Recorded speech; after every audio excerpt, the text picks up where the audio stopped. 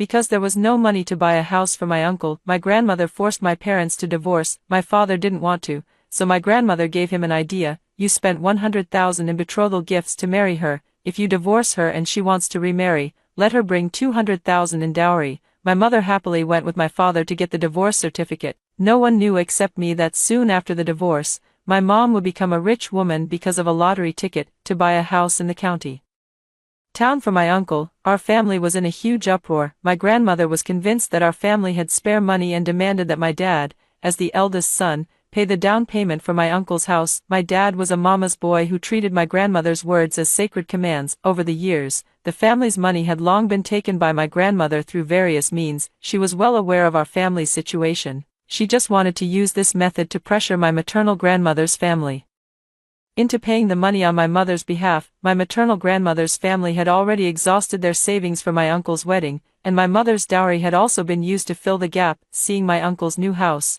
my grandmother couldn't bear it and forced my father to divorce my mother. My dad was unwilling, so my grandmother gave him an idea. We spent 100,000 in betrothal gifts to marry her. If you divorce her and her family wants her to remarry, they'll have to pay 200,000 in dowry.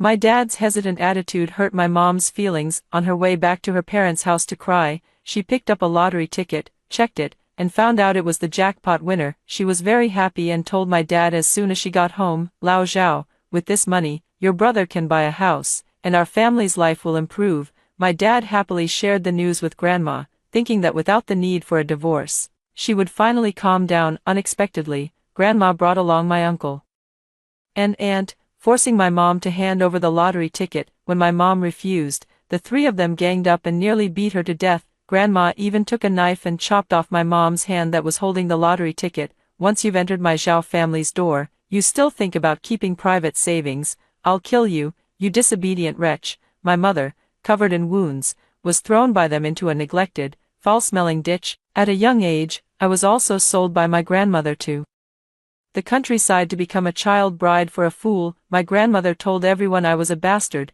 afraid of being beaten. My mother took me to seek refuge with my biological father. The grandmother's family believed it and, fearing being pointed at, declared that they had already severed ties with my mother. My mother died from excessive blood loss, and her body was devoured by wild dogs. I was tortured to death by the fool's family, not even leaving a whole corpse. Grandma, uncle, and auntie, with that bonus, lived a prosperous life. My father also remarried. No one ever mentioned my mother or me again. When I opened my eyes again, I had returned to the day my grandmother asked my parents to pay for my uncle's house. "Don't hit me, don't hit me." I woke up from a nightmare, still shaken, and saw my mother staring blankly at her own hands, lost in thought. At that moment, I knew she had been reborn, just like me. Before I could say anything, our door was pounded with great force. "Open the door. Let me in, quickly. It's Grandma." My mother looked up, glaring at the door, her eyes filled with hatred, but soon, she reverted to the submissive demeanor of her previous life, stood up, and opened the door. Smack. "Oh, you shameless thing, you actually dare to hide." I was a few steps too slow, and when I came out, I only saw Grandma clutching her hand, grimacing and crying out in pain, while a fleeting smile crossed my mother's face. Yes, in my previous life, my mother was also a bit slow to open the door, and as soon as Grandma came in, she slapped her. It seems my mother remembers these details too, which is why she was able to dodge in time and make Grandma suffer a setback. Jiabao's wife is pregnant, and her in-laws want them to buy a house in the county town. As the eldest brother and sister-in-law, "You'll cover the down payment, I'll figure out the rest later." Grandma said the exact same words as in her previous life. My mother did the same, claiming that the family had no money. Grandma pretended not to hear. Wearing her old cloth shoes caked with mud, she wandered through each room, looking for anything valuable she could take home. Seeing that nothing had changed, she scowled and yelled at my mother, "You're nothing but a jinx. If you're out of money, why don't you go borrow some? Married into our family, all you've produced is this worthless thing, not even a son. What use are you?" My dad's salary card was held by my grandmother, and our family of three relied entirely on my mom for food, clothing, and expenses. This also resulted in me, already 10 years old, being as thin and small as a 7 or 8-year-old child. "Mom, you're here." My dad came back. He was well known far and wide as a filial son, always deferring to his mother in everything, fearing that she might be unhappy. Upon learning my grandmother's intentions, My father looked troubled but firmly said he would find a way. With memories from my past life, I looked at the mother and son before me, feeling nothing but hatred, but I couldn't think of a way to get back at them right now. I also didn't know what my mother was planning, so I could only stand quietly by, afraid of disrupting her scheme. Grandma said she would take Uncle and the others to look at the house, giving Dad 3 days to raise the money. At dinner that evening, Dad was so worried he couldn't eat, but I, having been terrified of hunger in my previous life, ate so much I couldn't even lift my head. Seeing that Mom wasn't sighing and moaning as usual, Dad tentatively asked, Mei-Ying, do you have any way to raise the money? My mother's expression remained unchanged as she calmly said, the betrothal gifts for our wedding are with my mother, go and tell her it's urgent, see what she says. My grandmother's temperament is no better than my paternal grandmother's. My father can tolerate his own mother, but he doesn't want to tolerate his mother-in-law. He smiled ingratiatingly at my mother. It's been a long time since you went back. Tomorrow, I'll go with you to visit, you can talk to them. My mother didn't say anything, which in my father's eyes, meant she agreed. That night, as I lay in bed, a mix of emotions swirled within me, and I tossed and turned, unable to sleep. When my mother pushed the door open, I jolted up, startling her. She sat down on the edge of the bed, her eyes glistening with tears as she quietly apologized to me. Mom, what are you planning to do? I didn't intend to hide the fact that I had also been reborn.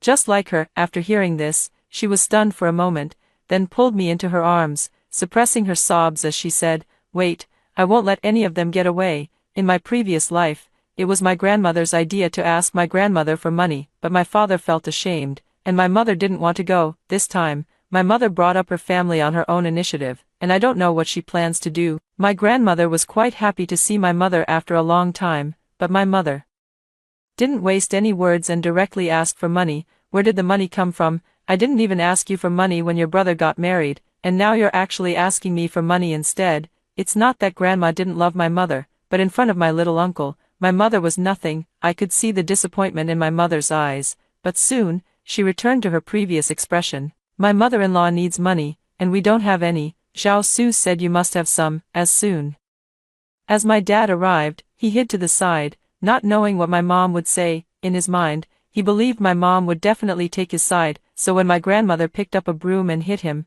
he thought she was just unwilling to give him money. My grandmother didn't make a sound while hitting him. My dad dodged around, but he didn't understand why he was being beaten. When my uncle entered, my father probably felt his pride was hurt, grabbed the broom, and with a forceful pull, took it into his own hands. My grandmother lost her balance and stumbled to the ground. My mother made a symbolic move to help, but my uncle had already rushed forward and punched my father. You won't let my sister return to her parents' home, and as soon as she does, you bully my mother. You think I'll give you face? My dad is only a quiet, reserved person in front of my grandmother. Outside, he absolutely won't let himself suffer any losses. He and my uncle, one throwing a punch and the other kicking, fought fiercely with each other. My grandmother cheered on my younger uncle from the side, while my mother pretended to wipe away tears. I pretended to be scared and hid in the corner, realizing something. It turns out my mother didn't even intend to spare my grandmother's family, because my mother supports the family. My father usually treats her very well. He came home covered in injuries,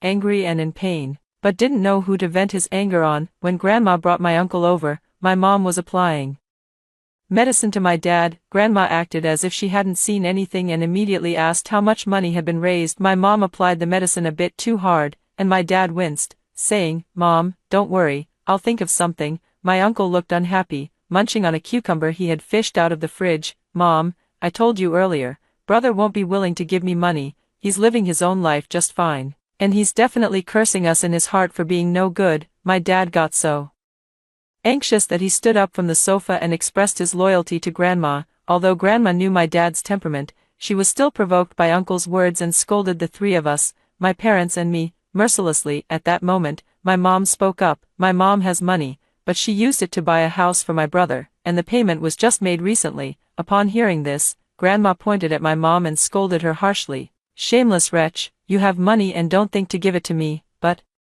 instead just watch your mother spend it. You good for nothing, I'll beat you to death. That's just how Grandma is, unreasonable, because she believes she is always right. She doesn't care where the money came from. Since my mom married into the Zhao family, and since my mom brought it up herself, if the money doesn't end up in her hands, My mom deserves to be beaten. My father stepped in front of my mother, who was crying and shouting, as she watched my father get slapped several times by my grandmother. Jiabao, come, we have the money for your house, let's go get it back. Having vented her anger, my grandmother called for my uncle to leave. She had initially wanted to call my father along, but seeing him crouch on the ground with his face covered, spit at my dad. Useless thing, do I have to handle such a small matter myself? After my grandmother passed away, my mother showed signs of discomfort. Lying in bed silently crying, my dad told me to prepare dinner, but my mom called me over, hugged me, and wouldn't let me move. No choice, my dad had to do it himself. When he called my mom to eat, he whispered, Meiying, what if mom really breaks ties with your family? My mom had been crying all along, but her tone was very calm. Xiao Su, when we got married, you said you would give me a good life, but after all these years of marriage, whenever I suffer grievances, you only tell me to endure it afterward. How long do I have to endure? Until your mother drives me to death. Upon hearing this, my father's voice, filled with guilt, carried a sob. Meiying, I'm sorry, my mother is getting old, and I can't just ignore her. I'll work hard to earn money and try to make your life easier. My mother asked him what they would do if her maternal family refused to acknowledge her. My father avoided the main issue, only saying that he would be there for her in the future. My mother didn't say anything more. After dinner, there was a knock at our door. It was my grandmother's neighbor. Meiying, why can't I reach you on the phone? Your mother-in-law and your mom got into a fight, and both of them ended up in the hospital. My mother's tears, which she had just managed to stop, suddenly streamed down again. My father, in a hurry to leave, had to rein in his impatience when he saw my mother like this. Meiying, hurry up and get ready, let's go to the hospital to see how mom is doing. My father didn't want to take me, but my mother still held my hand as she left. When my dad stopped the car, my mom whispered softly, Nyo, endure a little longer, we'll be free soon. Grandma and Granny were placed in different wards. The doctor said that they were originally together, but the two kept arguing and cursing, so to avoid affecting other patients, they had to be separated. My uncle and my mom's brother also had bruises all over their faces. Both were standing in front of policemen, who seemed to be taking their statements, or perhaps preventing them from fighting. Again, my dad wanted my mom to take me to see my grandma, but my mom directly pulled me into my maternal grandmother's hospital room. Mom, how did you get hurt so badly? As soon as my mom saw my maternal grandmother, she started crying. Looking at my grandmother's swollen face and her sparse hair, for some reason, I felt a little like laughing. My maternal grandmother's voice was hoarse as she glared angrily at my mom and said, Tell me, what madness has your mother-in-law, that old bitch, gone into? Why did she suddenly come to me demanding money? My mother trembled, hesitating as she spoke. My mother-in-law came to the house today asking how much money we've managed to raise. I told her we don't have any, that all our money went toward buying my brother's house. Who knew she would suddenly? The words themselves weren't wrong, but the problem was that my grandmother didn't know what kind of person my mother-in-law was. My mother had gone out to work and earn money at a very young age to support the family. After getting married, she always shared only the good news with my grandmother, never the troubles. Grandma only knew that my paternal grandmother was difficult to get along with, but she didn't know that she could be so shameless, daring to covet my money. Meiying, don't you worry about this, I'll deal with this old woman myself. My mother murmured in agreement. Just as my father knocked and entered the room, he wanted to ask my mother to go take care of my grandmother, but seeing my maternal grandmother's expression, he couldn't bring himself to say it. Grandma saw through his intentions at a glance. Xiao Su, my daughter married you and hasn't had a single good day. What kind of person your mother is, I don't need to say more. Today, it was your mother who came looking for trouble. If you don't want the police to take her away, drop the idea of having Meiying take care of her. Grandma was unreasonable, but she was somewhat afraid of the police. Because of the mutual assault, the two families settled privately, each paying their own medical expenses. I accompanied my mother to the hospital to take care of my grandmother. Grandma is in another ward, and her scolding can be heard from far away. Other patients' family members couldn't stand it and went to argue with her, but no one could match her sharp tongue. The hospital received 10 complaints in one day. There's no other way. As long as Grandma is not in any life-threatening condition, we should let her be discharged from the hospital and go home to recuperate. This also aligns with Grandma's frugal nature. Just before being discharged, she walked to the door of my maternal grandmother's hospital room and spent a long time cursing at my maternal grandmother and my mother. In the end, she was escorted away by the hospital security. The day after Grandma was discharged from the hospital, my maternal grandmother was also ready to go home, maying, "Your mother-in-law is not an easy person to deal with, we can't just sit back and do nothing. I need to go back and figure something out." My mom didn't tell my dad about my maternal grandmother being discharged from the hospital. When we got home, we could hear Grandma yelling at the door, "What kind of daughter-in-law is she? She didn't even show up when I was hospitalized. Just wait until she comes back, I'll beat her to death." My dad's voice was too low to hear what he was saying. I looked up at my mom, expecting her to be a bit upset. To my surprise, she had no expression on her face.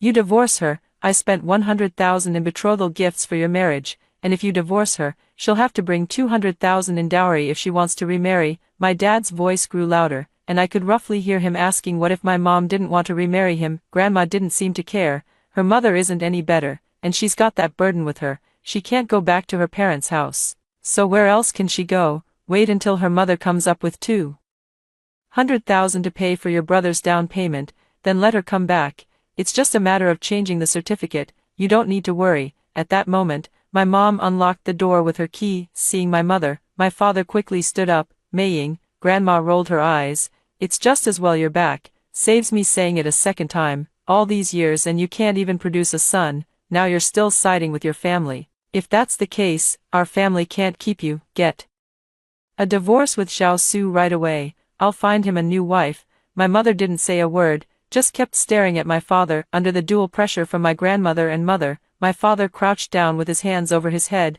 sobbing loudly. But it didn't mean he wouldn't divorce my mom. Back then, my parents were considered to have married for love. My grandmother was impressed that my maternal grandmother's family had an orchard with good profits. She thought that after becoming in-laws, they could share some of the profits, so she was quick to pay the bride price. But the year after my parents got married, my maternal grandmother's orchard was poorly managed by my youngest uncle and was sold at a low price to someone else. My paternal grandmother didn't get any benefit out of it and would come to our house every day to pick a fight, just trying to get my mother to return the betrothal gifts to maintain family harmony. My father handed his salary card over to my grandmother, and that was the end of it. Unlike in my previous life, when my mother heard my grandmother telling them to divorce, she didn't cry or make a fuss. I just realized that these past few days, I haven't seen her shed any more tears. "Let's go, let's get the certificate. I don't want anything, just let Nyo stay with me." My mother quickly found the documents, while my father was surprised, but in front of my grandmother, he didn't dare say a word. Grandma wouldn't leave. She insisted on seeing my parents' divorce certificate before she could rest assured. Afraid that I would be mistreated at home, my mother knocked on the neighbor's door and asked me to stay there for a while. An hour later, my parents returned with their divorce certificate, and my grandmother watched my mother pack her things. She allowed my mother to take nothing but our clothes. As my mother led me to leave, my father chased after us, maying, "I will visit you, and when Mom is no longer around, I will marry you back."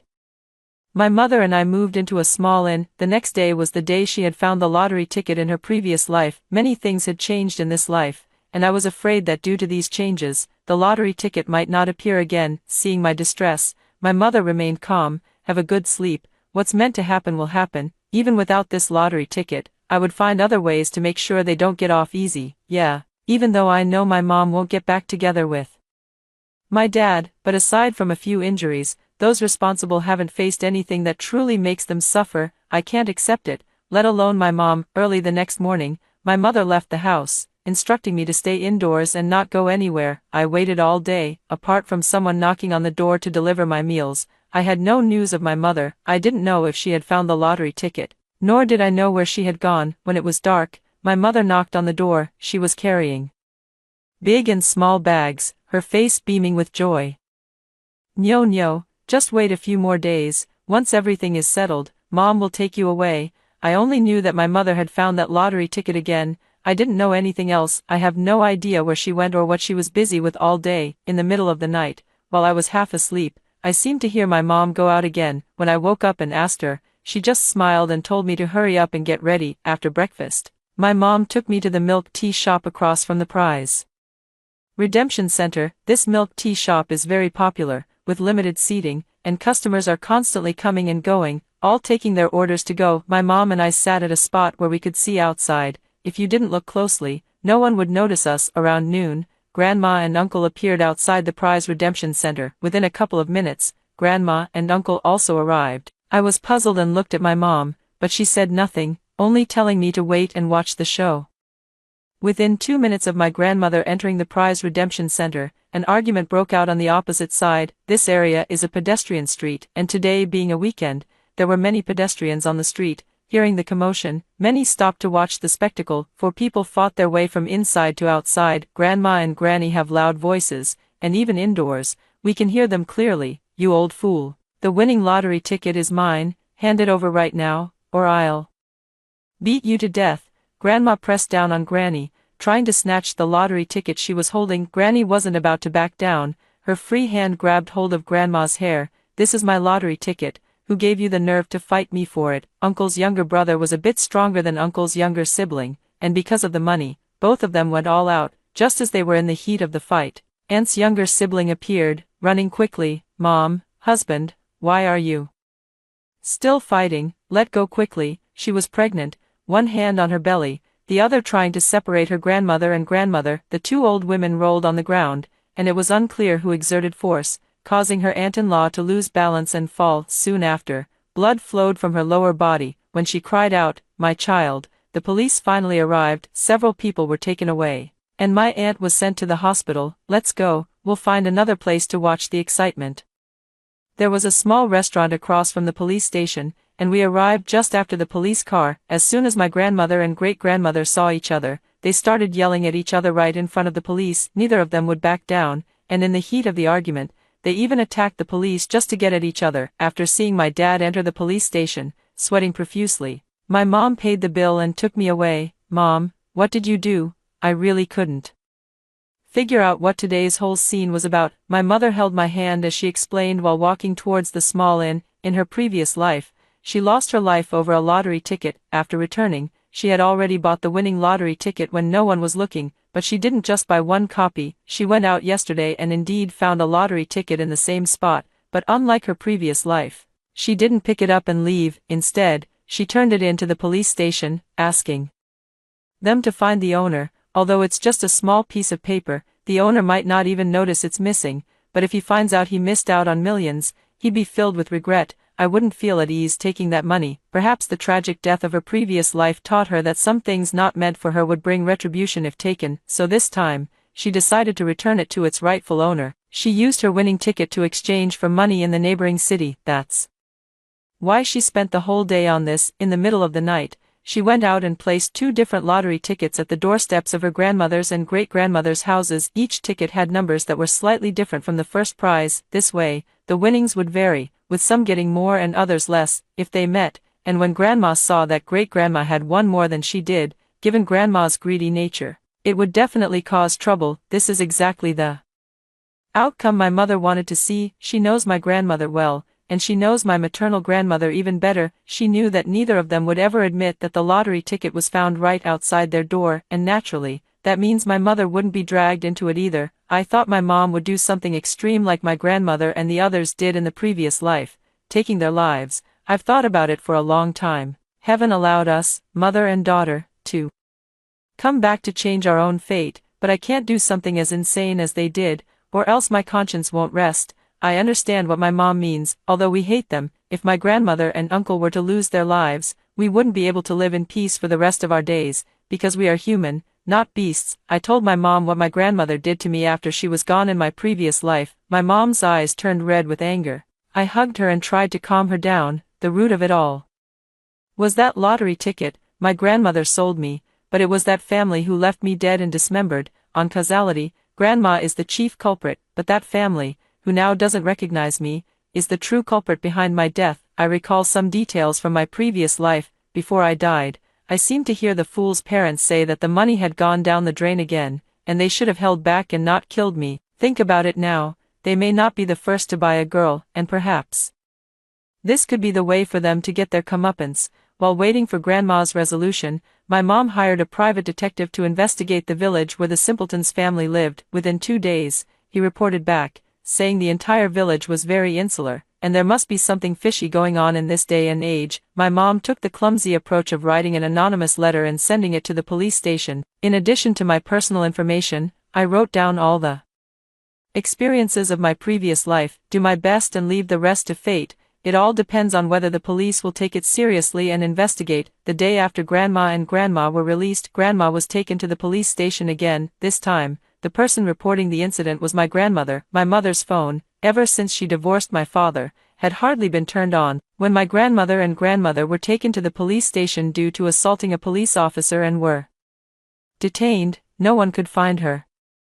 If it weren't for my mother taking me for a walk near the police station every day, we wouldn't have discovered what happened to my grandmother and grandmother. When my mother saw her grandmother handcuffed and walking towards the police station herself, she finally turned on her phone, having witnessed everything from the corner. Because my uncle and father-in-law were still in detention, as my grandmother was getting older, the police always had to notify her children when they reported. After receiving a call from the police station, my mother brought me along, pretending to have arrived from elsewhere, and we coincidentally met my father at the station entrance. Maying, Nyonyo, where have you been these days? When I went to your workplace, they said you had resigned. My mother ignored him and led me in with big steps. After hearing the police's explanation, we understood why the two elderly people had come in together again. Grandma had mentioned before that she wanted to clean up Granny, but she never found the opportunity. Last time they fought at the lottery center entrance, Grandma also figured out Granny's temperament. She devised a plan to let Granny hear where she had hidden the lottery ticket. She wanted to wait until her younger uncle was released in 2 days before going to redeem it. Sure enough,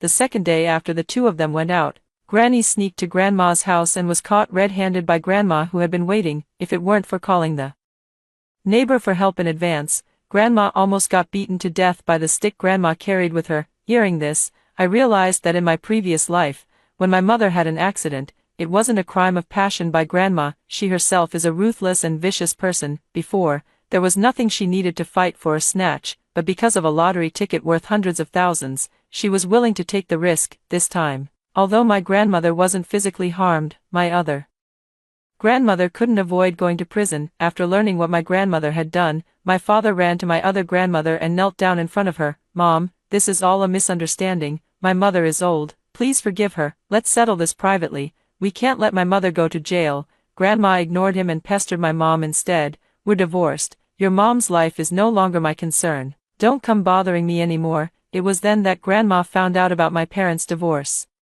Upon hearing my mom's words, she rushed forward and slapped my dad across the face. How dare you call me your mother after getting divorced? Just as shameless as your mother. Get out. Leaving the police station, my mother refused my grandmother's offer and took me back to my grandmother's house. She said she wanted to take me to live in another city. My grandmother sighed but agreed. When I first came back, my mother was filled with hatred, thinking about the indifference of my grandmother's family in my previous life. But after these few incidents, my grandmother and uncle have suffered, and my mother has gradually let go of her obsession with the past. Moreover, my uncle is about to be released, under my grandmother's influence. He is not someone to be trifled with. Whether my grandmother and uncle will have a peaceful life in the future is still uncertain, because I was asking for help everywhere, trying to save my grandmother. My father kept taking time off work. Already on the verge of being laid off, he became one of the first to be let go. Under multiple blows, needing money to pull strings, he forgot that he could go to the bank to reissue his bank card. Instead,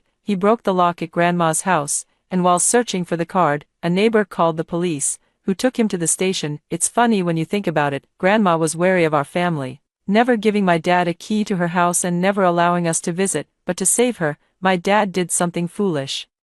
And if Grandma didn't know, that would be one thing. Even if she did know, she would surely scold my dad, blaming him for damaging her door. Because of the miscarriage, not a single person from the Zhao family showed up. As soon as my uncle was released from detention, he was served with divorce papers. My father was locked up for a night due to a misunderstanding, and after a series of blows, he fell ill. As soon as he was released, he wanted to find my mother, but she refused to see him. After asking for my wishes, my mom and I chose the place where we wanted to live in the future. We didn't tell anyone and left the city where we had lived for many years. A month later, my grandmother called. She said she had installed surveillance since my grandmother suddenly showed up at her house last time. I never expected to see my uncle frequently loitering near her house on the surveillance footage. Out of fear, she reported it to the police and learned from them about my uncle's intentions. Having lost his wife and lacking the money to buy a house, he felt resentful and was determined to get my grandmother's money by any means necessary. Fortunately, the surveillance footage allowed my grandmother to notice his suspicious behavior early on, preventing a tragedy from occurring. Meanwhile, an official announcement was made. The XX family from XX village has been detained on criminal charges for allegedly trafficking and murdering multiple women. Seeing the familiar place name and surname, I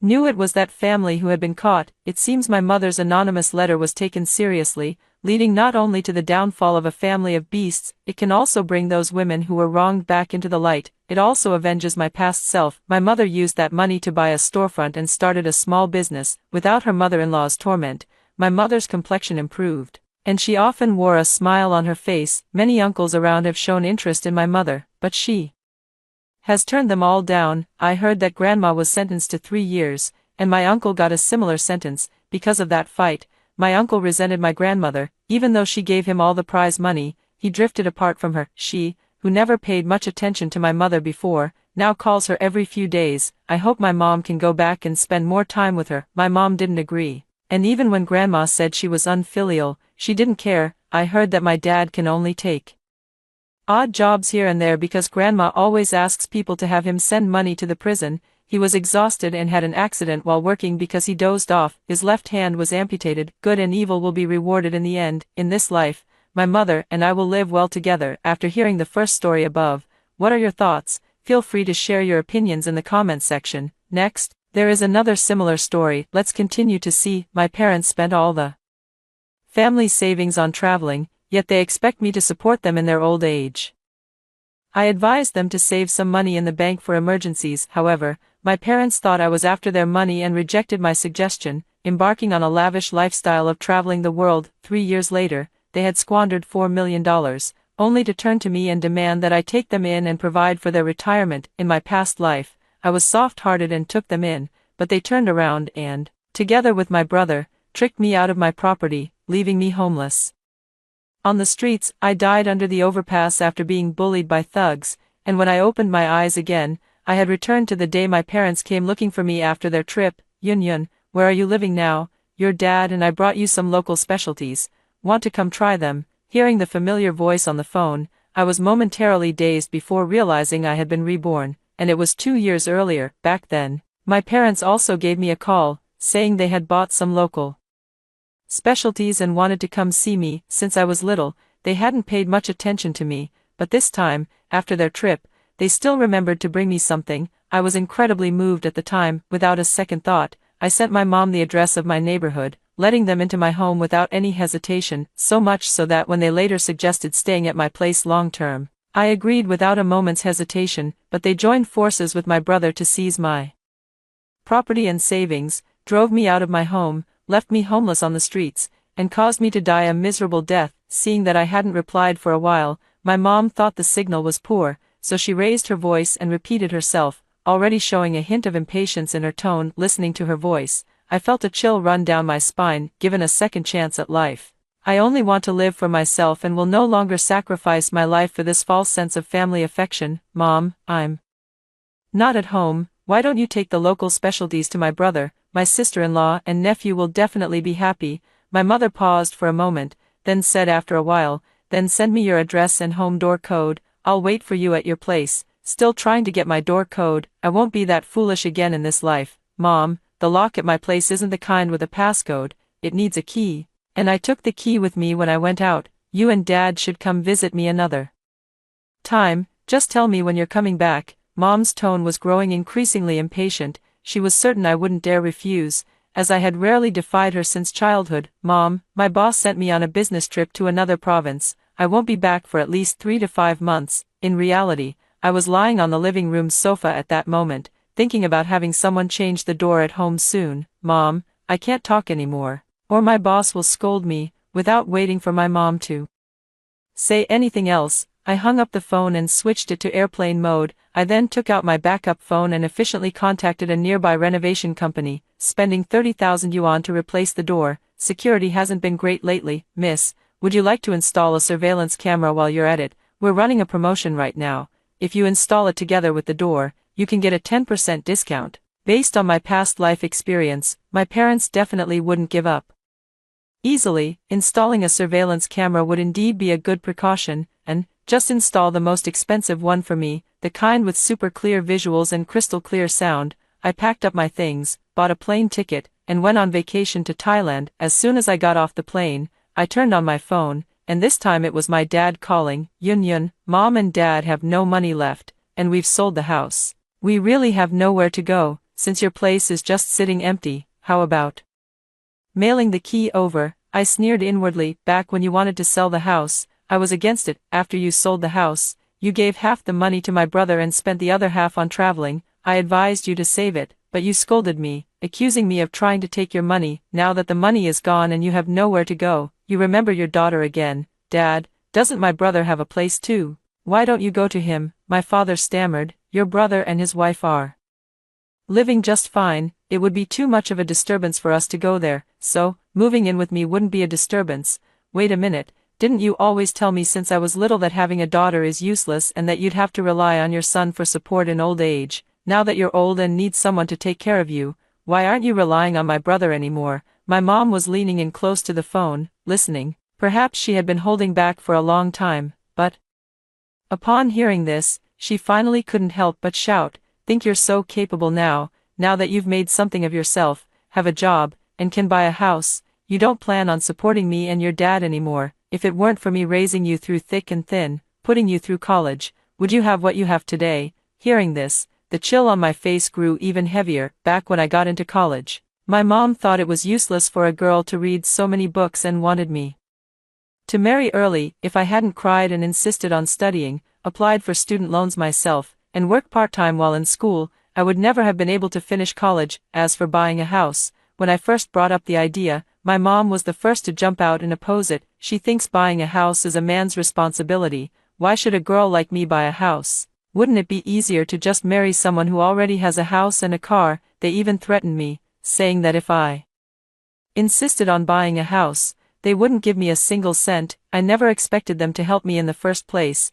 When I told them I was planning to buy a house, I just wanted their blessing as family. But then they said that since they raised me and I'm working now, I should give them 2,000 yuan a month for living expenses. It wasn't until my parents sold the family house, gave the money to my brother, and went traveling themselves that I realized my family wasn't short on money. They just didn't think it was necessary to spend money on me. They themselves, along with my brother, my sister-in-law, and my nephew, were all more important than me. Mom, I told you I can't go back. If you have nowhere to go, go find my brother. After saying that, I hung up the phone and turned it off. I looked up at the clear blue sky here, and suddenly everything became clear. Heaven has given me a chance to start over. In this life, I will live well and say goodbye to all these rotten people and rotten things. Lying on the soft hotel bed, thinking about my past life, I grew more and more curious. If my parents really went to find my eldest brother in this life, would he let them stay? Suddenly remembered that when my older brother moved into his new home, I gave their family a smart voice-controlled TV with built-in surveillance features. At the time, my sister-in-law even asked me to turn on the surveillance function to prevent my nephew from secretly turning on the TV to watch cartoons. I tried logging into the account and found that it hadn't been logged out yet. The surveillance feed clearly showed the living room of my older brother's house. Calculating the travel time, if my parents haven't been delayed on the way, they should be arriving at my older brother's house soon, right? Sure enough, the doorbell at my eldest brother's house soon rang. At that moment, only my sister-in-law was at home, resting in her room, now awakened by the disturbance. She came out of the room looking rather displeased. "Who is it?" When my sister-in-law opened the door, she saw my parents standing at the entrance with all their bags and luggage. The TV was angled just right toward the doorway, and the surveillance camera captured the scene perfectly. "Tinger, it's Mom and Dad." My dad smiled shyly at my sister-in-law, while my mom unceremoniously squeezed past her and walked inside. Over the years, my mom and my sister-in-law had maintained a polite and respectful facade, but in reality, neither of them thought much of the other. "Where's my grandson? Where did he go?" My sister-in-law rolled her eyes behind their backs. "Where else could he be, who has as much free time as you two? It's Tuesday today, so Xiao Hao must be at kindergarten." My mom, acting like a leader on an inspection tour, glanced around the living room, then went to check the kitchen, and without my sister-in-law's permission, headed into their bedroom. My sister-in-law exploded on the spot. "Mom, that's my room, can you please not just walk in?" When I used to live at home, my mom was the same way. No matter if my door was locked or not, she never knocked and would just barge right in. She had keys to every room in the house. Since my sister-in-law married my brother, she has never spent a full day living with my mother. Otherwise, she would definitely be even more unbearable than I am. Who knows if you've let some shady people in, my mother muttered, thinking my sister-in-law hadn't heard, but my sister-in-law's face immediately darkened. She isn't like me, she doesn't give in to my mother. Over the years, spoiled by my brother, her temper has become increasingly delicate. Mom, what kind of shady people are you talking about? Seeing the situation was getting tense, my dad immediately stepped in to mediate, pulling out the items they had brought in their luggage. Tingner, don't be angry, look at what we brought for How and all of you from our trip. Over the years, they had used the 4 million to travel to many countries. My mom, who loves to indulge, bought a lot of bags, cosmetics, toys, and other things from duty-free shops. Otherwise, they wouldn't have squandered all their money in just 3 short years. Seeing this, my sister-in-law's anger subsided a bit, and she began warmly welcoming my parents. When my older brother heard that our parents had come to the house, he left work early and picked up How on the way back. Mom, Dad, how long are you planning to stay this time? Where do you plan to go next for fun? Big brother excitedly pulled off a roast duck leg and put it into Mom's bowl. Mom and Dad looked a bit strange, but before they could say anything, sister-in-law spoke up. Mom, Dad, we're planning to switch How to a different kindergarten. We want to enroll him in a bilingual kindergarten, but we're still a bit short on money. Since they got married, the two of them have asked Mom and Dad for money far too many times. As soon as she said this, who in the room didn't know she was here to ask for money again? But they didn't know that our parents were already out of money, not even enough to stay in a hotel. Mom said, Tingner, what difference does it make which kindergarten you go to? Changing kindergartens frequently isn't good for the child either. Dad chimed in agreement. The eldest brother stopped eating the roast duck, and his face turned sour. You always say How is your precious darling, but now you're reluctant to let him attend a good kindergarten. Mom and Dad, I'm not trying to criticize you, but you have money to travel abroad everywhere. So why are you so stingy with your own family? Watching this scene,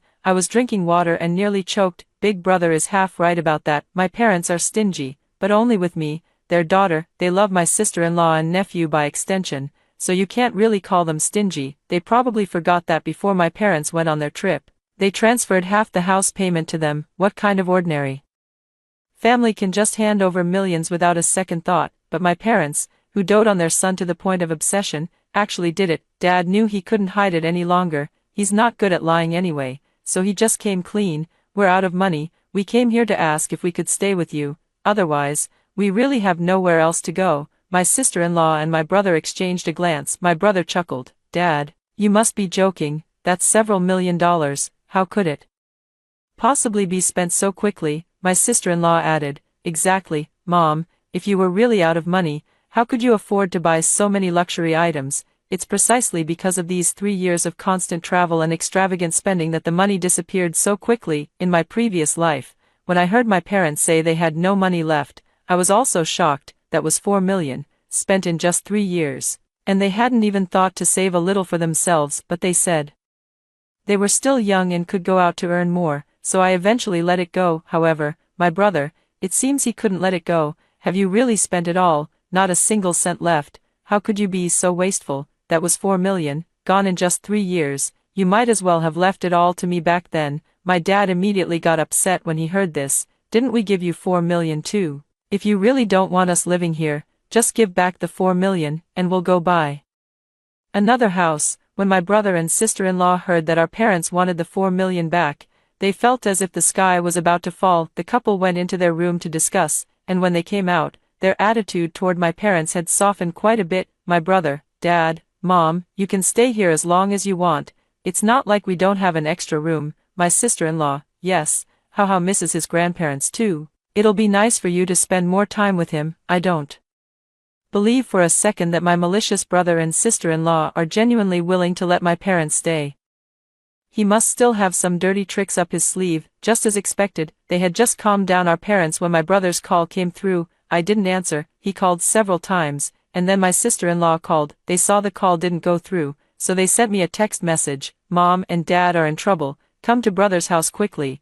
Still think I'm a fool. I might have actually been fooled into going back before. But in this life, I absolutely refuse to have anything to do with this family again. What a nuisance. My eldest brother originally planned to have our parents live with me. After all, in my previous life, it was he who persuaded our parents to move in and gradually took over my property. He couldn't get in touch with me no matter how hard he tried, wondering if I had heard some news and run away early, feeling quite uneasy. They would rather not live with our parents than with me, especially these days. Whenever my mom and sister-in-law got together, they would argue every single day, which made him increasingly irritable. He had no choice but to return to the company and secretly use internal channels to check my property address. My brother works at a real estate company. When I bought my house, they didn't support it and didn't lift a finger to help, so I never took the initiative to tell them where I bought it. My brother took the household register my mother gave him, which had my ID information on it. He quickly found out where I had bought my house.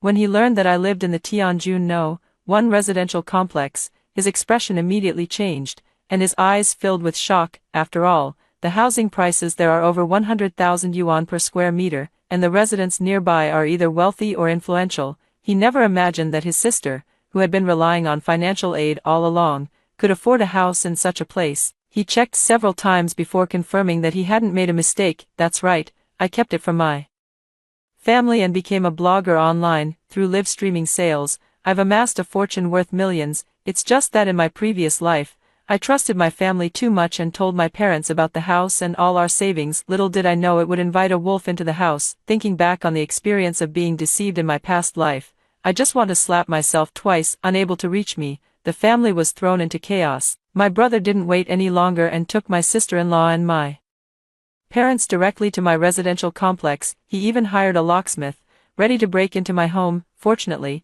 I had been cautious and installed a surveillance camera at the entrance. I immediately called the property management. Because I am their VIP homeowner, they immediately sent someone to handle the situation. My parents argued with the staff, saying I am their daughter, so my house is their house, and they only had the lock picked because they were worried about my safety. Sorry, we are entrusted by the homeowner and have an obligation to protect their property. If you insist on opening the lock, we will have no choice but to call the police and report you for illegal entry. I didn't expect the property management to be so effective. I really like what you said. The 5-figure management fee I pay every year wasn't wasted after all. My parents, brother, and sister-in-law cursed and shouted at the door for a while, but in the end, they were dragged away and kicked out by the community security guards. After making sure they wouldn't come back, the property management sent me a WeChat message to report the situation. Next time they come, do the same thing. I gave the instruction and then sent her a big red envelope. The property management received the red envelope and happily agreed. After the eldest brother's plan fell through,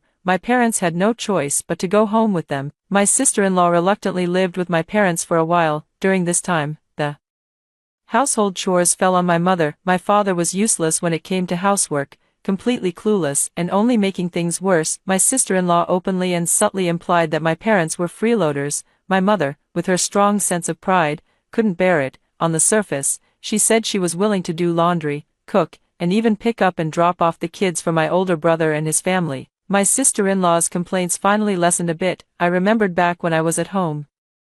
My mom never did any work. She only gave orders, saying what she wanted to eat that day and telling me to go buy groceries and cook. I also washed the clothes for the whole family. Even so, I was often called a money loser by my parents. During winter and summer vacations, if I didn't go out to work, I'd get side-eyed and be told I was just eating for free. Now it's finally Mom's turn to taste this bitterness. Mom and Dad have spent all their money and have no funds to buy groceries, so they can only reach out to my eldest brother for money. Mom, I've already handed over all my salary. If you need money, go ask Tinger for it. My eldest brother simply shirks responsibility, completely ignoring family matters. I saw in the surveillance footage that my mom, shamelessly putting on an old face, went to ask my sister-in-law for money. In the end, she was mocked and ridiculed before finally getting the grocery money, and she still had to go out early in the morning to buy groceries and serve the whole family. Truly, the pitiable have their own detestable traits. I ordered takeout at the hotel, eating fried chicken and drinking beer while watching the video on the big screen. I couldn't help but feel it was more thrilling than a TV drama. At 8 in the evening, my eldest brother dragged his exhausted body back home, just in time to run into my mom and sister-in-law having an argument. It all started when my mom went to pick up my nephew and took him out for ice cream, which ended up giving him a stomachache that lasted all night. My sister-in-law pointed at my mom's nose and yelled, "You old thing, are you trying to kill my precious son? If anything happens to him, I'll make you pay with your life." but in reality, my nephew just caught a chill, taking advantage of his mom's protection. He kept crying and saying his stomach hurt so much he couldn't go to school, insisting he needed to eat something delicious instead. My eldest brother usually dotes on his son the most. Upon hearing that my mom had given his nephew something that upset his stomach, he immediately sided with his wife and scolded my mother. My mom felt wronged, and my dad was useless. He watched as my mom was pointed at and scolded, yet he didn't utter a single word. "I'm not staying here anymore, so I don't have to put up with your nonsense." In a fit of anger, my mom wanted to leave, but my dad immediately grabbed her and whispered, "We're out of money. If we don't stay with our son, where else can we go?" Mom was just so angry earlier that she lost her temper. But as soon as my sister-in-law heard her say she wouldn't stay, she immediately beamed with joy. "All right then, go ahead and leave." Ever since my parents moved in, my older brother hasn't had a single peaceful day. After thinking it over, he also decided to send them away. He pulled my dad aside, took a few $100 bills from his wallet, and stuffed them into my dad's hand. "Dad, you and Mom go find a hotel nearby to stay. I'll figure out a way to bring you back in a few days." My dad couldn't stand the two women in the house arguing every day either, so he took the money and went to pack his things in the room. Before leaving, my mom rolled her eyes at my sister-in-law and muttered, "What a piece of work." Watching this, I couldn't help but applaud. This is what they call, "The wicked are tormented by the wicked." Back when my older brother and sister-in-law were dating, I had already warned my mom that my sister-in-law had a bit of a temper, because when I treated my sister-in-law to a meal, I personally witnessed her verbally abuse a waitress over a trivial matter, reducing the young girl to tears. At that time, I was already uneasy, and when I got home, I mentioned it to my mom, but my mom turned around and complained to my older brother, saying I was speaking ill of my sister-in-law. Even now, my older brother and sister-in-law still don't think much of me. My older brother doesn't give my dad much money, but my parents have grown accustomed to a certain lifestyle. Over the years, they refuse to stay in hotels that cost $100 or $200 per night and insist on staying in star-rated hotels that cost several hundred per night. In just 3 or 4 days, all the money was spent. During this time, they still didn't give up on trying to contact me. Unable to reach me, they guessed I was deliberately avoiding them. In a fit of anger, they started tagging me frantically in the family group chat. Late at night, my phone was bombarded with calls from relatives, and only then did I find out what had happened. It turns out they were in our family WeChat group, accusing me of abusing them and kicking them out of the house. Excuse me, wasn't it my sister-in-law who abused them, and my older brother who kicked them out? How can this be pinned on me? I continued reading. I saw my parents talking about how hard they worked to raise me, only for me to grow wings after graduation and ignore them completely. They have effectively painted me as an unfilial daughter, yet in the eyes of our relatives, they are the epitome of a proper couple, always presenting themselves as the most devoted parents in front of outsiders. As a result, everyone has taken my parents' side, accusing me of being unfilial, with some even calling to try and persuade me. My WeChat is already at 99 plus unread messages, along with dozens of missed calls and over 100 text messages. They all came to criticize me. In my family, there is also a cousin who is a small-time internet celebrity. To show off, she screenshotted the chat records from our WeChat group and posted them online, sparking heated discussions. Some even went as far as to dox me. I couldn't help but marvel at the power of the internet. Some netizens actually managed to find out who I am and exposed my online username. I already have millions of followers online, and coincidentally, I have a live streaming sales event coming up soon. I never expected that as soon as I entered the live stream, a flood of strangers poured in. None of them were my fans, yet they each took turns insulting me in my live stream, saying I had drained my parents' blood while building an inspirational persona online, claiming my character was corrupt and the products I promoted were all fakes. Even rival companies jumped in to take a swipe, just to ride the wave of attention. Because of this incident, my cover was completely blown. My sister-in-law was shopping online when she saw this trending topic, and her jaw dropped in shock. She held her phone, shocked, and found her older brother. "Is this your sister? Because I usually don't bother with my appearance at home, never dress up, and haven't interacted with them for several years." Later, when I entered the live streaming e-commerce industry, I learned a masterful makeup technique, and with the help of filters, there really is quite a difference between how I look online and offline, so they never noticed. The eldest brother was also taken aback, a flicker of envy flashing in his eyes. He was well aware of how lucrative live streaming sales could be. In the past, he had considered developing this side business, but no matter how hard he tried, he just couldn't make it work. Yet his younger sister, whom he had always looked down on, had quietly become a popular live streaming influencer. How could he not be envious? During this time, I had been letting the public opinion simmer. The company wants me to step forward to resolve this, and even some partner companies have come to me for an explanation. Due to my personal issues, the quality of their products has been called into question, and I must take responsibility, but I have remained silent all along, and I haven't responded to anyone's messages in the family group chat. I consulted with lawyers, and they advised me to gather and secure all evidence, ensuring a decisive blow. I retrieved all my bank statements since graduating from high school. Didn't my parents always say they raised their daughter in luxury and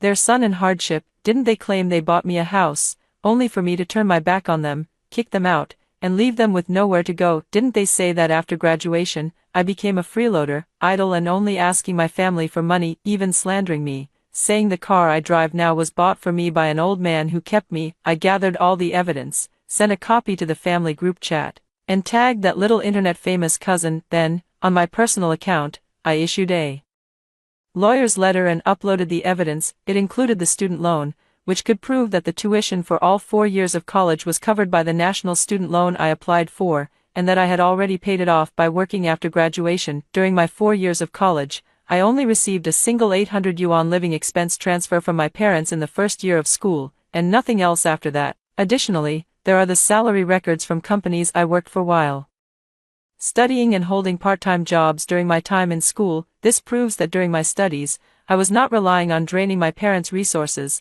living the life of a pampered young lady who never lifted a finger, indulging in a lavish and extravagant lifestyle. There is also the 2,000 yuan monthly living allowance I transferred to my mother after graduation. My car was also bought for me by the company. As for the house, it was purchased using my Housing Provident Fund loan and salary card, and it has absolutely nothing to do with my parents. All this evidence completely refuted the relatives and netizens who had previously insulted me. Public opinion began to shift in my favor, and my cousin also deleted her previous posts on her account and sent me an apology letter. Because she was the source of the online rumors, her account was downgraded by the platform as a warning. She was so angry that she complained to my aunt, blaming my parents for causing her misunderstanding and even getting her cyberbullied. My aunt, who was in the family group chat, relentlessly scolded my parents, berating them so harshly that they didn't even dare to look at their phones. They refused to answer any calls from relatives. All the accusations that were initially directed at me have now bounced right back at them, and I took advantage of this wave of traffic to start another live stream, with the sales amount directly hitting the top of the charts. Collaboration offers kept pouring in. My parents' reputation was completely ruined in the family group chat. They had originally thought they could pressure me to come back by having relatives put pressure on me. Now that I haven't returned, they've ended up getting themselves into trouble instead. With no money and nowhere to live, my parents had no choice but to slink back to my eldest brother. As soon as they entered the neighborhood, they saw a middle-aged couple holding my nephew. They didn't recognize the couple and, thinking my nephew had encountered child traffickers, immediately started fighting with them. My sister-in-law rushed over and was completely stunned. "Mom, Dad, what are you doing?" She wasn't calling my parents, but that middle-aged couple. My sister-in-law and my brother only registered their marriage and never held a wedding, so my parents never had the chance to meet these in-laws. My parents were initially a bit embarrassed. It was all a misunderstanding, but soon they couldn't laugh anymore, because they discovered that the in-laws lived in the same neighborhood as their son. They knew very well that the houses in this neighborhood cost 3 to 4 million yuan each, while the in-laws were quite poor, with their family working in farming. If it weren't for my brother being a vocational school graduate and my sister-in-law working hard to earn a bachelor's degree, my mother wouldn't have agreed to their relationship. But given their family situation, it's impossible for them to buy a house here. My brother couldn't stand my mom's fussing, so he finally told the truth. It turns out that the 4 million yuan they gave for the house was taken by my sister-in-law to buy a house for her parents. When my parents heard this, they were about to faint. "Pay back the money, make them pay it back," my sister-in-law sneered. "This money was given to you voluntarily, why should we pay it back? Besides, isn't your money just my husband's money? My husband gave me the money to spend as I please. What's wrong with me buying a house for my own parents?" Their argument was so loud that even though I didn't have my phone on speaker, I could hear every word clearly through the surveillance, sighing inwardly at the fact that there really are shameless people like my sister-in-law in this world. You really have no shame. How is this your money? It's clearly the hard-earned retirement savings that your father-in-law and I have worked for most of our lives. If you don't want to pay it back, that's fine too." My sister-in-law's eyes lit up. "Then have your parents give up the house for us to live in. After all, it was bought with our money, so it's our house." My sister-in-law's face darkened again. She played her trump card and started threatening to divorce my brother. She said that if my parents wanted money or the house, she would divorce my brother and take my nephew away, making sure he never saw him again. My nephew cooperatively started crying and throwing a tantrum. "I hate Grandpa, I hate Grandma, can't you just get out of my house?" My mom had been so angry lately that her mind was in a fog. Hearing my nephew say this, she clutched her chest, gasped for breath, and fainted. My brother immediately called an ambulance. During this time, he couldn't reach me, so he contacted my talent agency, MS. Chen from the company called me and explained the situation. My brother said my mother had a heart attack and is on the verge of death, urging me to go back and see her one last time. If I don't go back, he'll post a video online, calling me unfilial and heartless. His move is truly vicious. If my mom really gets sick from their anger, and if I don't go back, I might end up being blamed for causing her death. However, he doesn't know that the hospital they went to has a senior I know. We've been close since college, and after my mom was admitted to the hospital, I notified my senior to take good care of her for me. Sure enough, it wasn't long before my senior sent me a message: "Your mother has already woken up, but she absolutely refuses to be discharged from the hospital and even asked me to issue a critical illness notice for her. My mother has always been in excellent health. This time, she simply fainted from anger. After a few 4 drips of glucose, she should be ready to leave the hospital. Her refusal to be discharged is definitely just a ploy to wait for me to return so she can extort me. How could I let her have her way?" I told my cousin about this. Because of what happened before, she was cyberbullied for a long time and could be said to harbor deep hatred toward my mother and the others. Now I'm giving her a chance to clear her name, and she agreed almost without hesitation. I tagged everyone in the family group chat, saying that my mother was sick and hospitalized, but I had been mentally and physically exhausted due to the public opinion recently and was also hospitalized. I really wanted to help but couldn't return to the country to visit my mother. I hoped that relatives who had time could go and see her. I also posted a photo of myself getting in 4 drip in the hospital. Before my mom could say anything in the group chat, my cousin immediately jumped in and said, "I'm free, I'll go to the hospital later, with me there, sis, you can rest assured 120%. My mom was still waiting for me to go back and see her, but who knew she would end up waiting for my cousin instead. I had my senior arrange a single room for them. My mom, dad, brother, and sister-in-law were in the ward, discussing how to trick me into coming back and then extort money from me. All of this was secretly recorded by my cousin, who had gone to the hospital to visit. In the video, my brother, "When that wretched girl comes back, we'll make her transfer the house to mom. We absolutely can't let some outsider man take advantage." My mother, "Right, once the house is transferred, we'll find a man for her to marry, then the bride price can be used to buy your dad a car." My sister-in-law, "But that should go to your grandson first. His kindergarten transfer is urgent, and we're still short 300,000, the bride price would be just enough." My dad, "I think we should use it as a down payment to buy a house." My nephew, No, I want to eat delicious food and go to the amusement park. When is auntie coming back? I heard she has a lot of money. Mom said all that money will be mine in the future, saved for me to get married. When my cousin sent me the video, I was so angry after watching it that my whole body trembled. Although I had witnessed their cruelty in my past life, I never imagined they could be so shameless. I am their family too. I'm not even dead yet, and they're already thinking about how to handle my assets. It's not even nighttime yet, and they're already starting to dream. My mom and the others still don't know about the video. My brother, after getting a reply from my agency saying I wouldn't return, angrily recorded a video of my mom in the hospital room and posted it online. In the video, my mother looks haggard, still on an 4 drip, accusing me of being an unfilial daughter who doesn't even come back to see her when she's sick.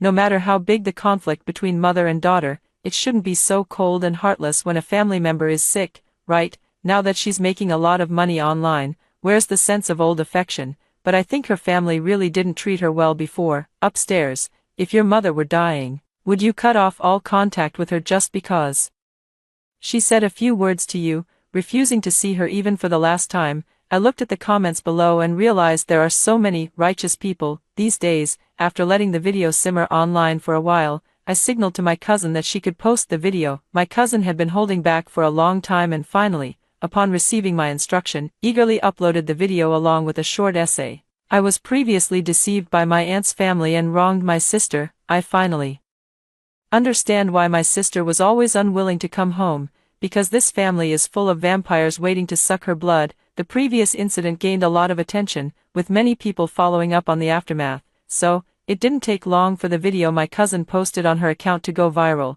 being widely shared by many influencers. The outrageous remarks made by my parents, brother, and sister-in-law in the video also sparked heated discussions, quickly trending on social media. Now the entire nation knows who they are. Even many public account bloggers have posted articles overnight, teaching how to escape from a terrible family of origin. Netizens who previously sympathized with my mother have been proven wrong. Having such family members is truly unfortunate. There are still people speaking up for them. I hope they also get to have parents like that. In short, my mom and the others' plans fell through now, not only among relatives, but also after returning to the community. Some elderly people who had seen the video pointed fingers at my brother and sister-in-law's family. I reported to the real estate company that my brother had abused his authority by privately investigating citizens' property information. As a result, my brother was directly fired and fined. At the private elementary school where my sister-in-law worked, the parent committee collectively boycotted her, not wanting someone with such poor personal ethics to teach their children. Under pressure, the school also suspended my sister-in-law. Even the international preschool where my nephew initially interviewed also rejected his admission application. My sister-in-law said my parents ruined her life and insisted on divorcing my brother. My brother was overwhelmed and directly kicked my parents out of the house, this time refusing to give them even a single cent. My parents had no money and nowhere to live, so they angrily came to my neighborhood to cause a scene. But before he could even enter the building, the property management spotted him and had security escort him away. They lingered at the entrance of the residential area for a long time. When night fell, the wind began to howl and rain started pouring, forcing them to take shelter under an overpass to sleep. However, they had only just fallen asleep when they encountered a robber. In my previous life, it was this very robber I encountered. Seeing me, a young woman, alone there, he directly assaulted me. In the struggle, he strangled me to death. And when he saw my father and mother, his lecherous eyes roamed over my mother's body. He snatched the gold necklace from her neck. My dad tried to stop him, but was beaten so badly he nearly suffered a stomach hemorrhage. My mother cried and pleaded with him to show mercy. Just then, the police arrived, and the robber immediately took off running. Listening to my cousin vividly describe the scene, it was as if she had been right there herself. Ugh, serves him right. My cousin called me, speaking in a mysterious tone. Sis, do you know what happened next? Leaning against the balcony of the seaside apartment, I replied softly while enjoying the sea breeze. Yeah, what happened? Your parents couldn't swallow their anger and stormed back to your brother's house, only to see your brother, your sister-in-law, and her parents gathered around your little nephew, a picture of a happy family. Your mother couldn't control her rage, rushed straight to the kitchen, grabbed a kitchen knife, and slashed your sister-in-law's parents. They were severely injured, and your sister-in-law went mad, also picking up a knife to fight back. Your mother was injured, and when your father and brother tried to intervene, they were caught in the crossfire of the two mad women and were slashed into the ICU. Right now, they're posting a crowdfunding campaign in the family group chat to raise money for medical expenses. I heard they even put their house up for sale. But unfortunately, they bought it at a peak price, and no one is willing to take it off their hands. Sis, you better not come back now, or you'll just end up getting dragged into their mess again. I let out a heavy sigh, and hearing about their current situation, I couldn't help but feel it was just karma. Why on earth would I be foolish enough to go back? I took another half-month leave from the agency and booked myself a plane ticket. Tomorrow, I'm flying to Malaysia to go diving. In a couple of days, I'll also be heading to Europe to see the doves. I'm very busy. I don't have time to deal with these rotten people and their nonsense. Before leaving, I put on a beautiful makeup look and posted a photo on my social media feed. Big data doesn't lie. When you scroll to this point, like and leave a comment saying, I'm doing well, make peace with the past, and you'll find things getting smoother and smoother. My cousin was quick with her fingers, immediately giving me a like and commenting, I'm doing well, and I'll keep getting better. After hearing the second story above, what are your thoughts? Feel free to share your opinions in the comments section. Next, there is another similar story. Let's continue to see. In my past life, I was an overachiever, but I was the foil to the lucky female protagonist. As my consciousness emerged from a state of confusion, I found myself soaking in a pool of warm water. Am I reborn back in the womb? The last thing I remember is being at the Nobel Prize ceremony, watching helplessly as the medical award that should have been mine was effortlessly snatched away by a woman named Sun Wan Wan. It took me decades to find a way to conquer cancer, yet Sun Wan Wan just went on a trip to the countryside and discovered a miraculous herb in a mountain valley that can cure all diseases. Why? I refused to accept this. Intense resentment allowed me to see the truth of the world. It turns out the world I live in is a book. Sun Wan Wan is the favored daughter of heaven, the female lead. Her life is like being spoon-fed by fate. She can guess exam questions, find money on the street, and always sell stocks at their peak, and I am the one used to contrast just how blessed she is, a diligent and hardworking cannon fodder, forever crushed by her good luck at critical moments. I can feel it. I'm about 3 months away from being born. I silently clench my fist. So what if she's the darling of heaven, in this life, starting from scratch? I refuse to believe that science and logic can't outcompete a cheat who relies on metaphysics. The first step of rebirth is to start grinding from the brain. Since I'm idle anyway, I begin consciously training my brain. I listen to the sounds outside my belly, analyze the sources, and discern the emotions of each person. I quickly got a handle on my family situation in this life. My mom's name is Lin Lon. Her voice carried a sense of, how should I put it, a kind of world-weary exhaustion. Sigh. Rejected again. These old fogies. My ideas are so innovative, yet they insist the data isn't strong enough. Forget it, I'm done, it's not worth it. The academic world is just too exhausting. Let it all go to hell. Sweetie, promise me you'll never follow in your mom's footsteps and become a scientist. It's exhausting, thankless work, and people look down on you. Let's just be couch potatoes and live a happy, carefree life. Okay, me, wow, I haven't even been born yet. And my mom's already planned out a life of slacking off for me. No way, absolutely not. With my mom in this state of mind, forget about her being my support. It's already a blessing if she doesn't hold me back. I have to find a way to reignite her fighting spirit. Besides my mom, there's another voice that often appears, which sounds like my grandmother. Shaolon, don't get stuck in a dead end. What's so great about the Gu family? Aren't they just a family of scholars? Back when you were dating that Gu boy, I didn't agree with it. Look at him now. He just packed up and went abroad without a second thought for you. What's the point of you carrying this big belly all by yourself? The child will take our family name Lin from birth. We'll raise them well and cut all ties with the Gu family. Understand, the Gu family. In my previous life, there was a top-tier academic family in the country, and their surname was Gu. The patriarch of the Gu family, Gu Chengye, was an academician of both the Chinese Academy of Sciences and the Chinese Academy of Engineering, a national treasure-level scientist. His son, who in this life is my nominal father Gu Yenji, was also an academic prodigy, securing a tenured position abroad at a young age, and Su Nuanyuan, in her previous life, relied on her lucky fish physique to coincidentally help the Gu family solve several major scientific research problems. In the end, she naturally married the most favored third-generation member of the Gu family and became the beloved of the entire Gu family. Now I feel even more urgent. I started attending classes frantically. My mom, being pregnant and staying at home, enjoys listening to recordings of various academic lectures in her free time. From quantum physics to genetic engineering, I listen with great interest. I categorize this knowledge and build a vast knowledge base in my little brain. Sometimes when my mom got tired of listening and wanted to switch to a music station,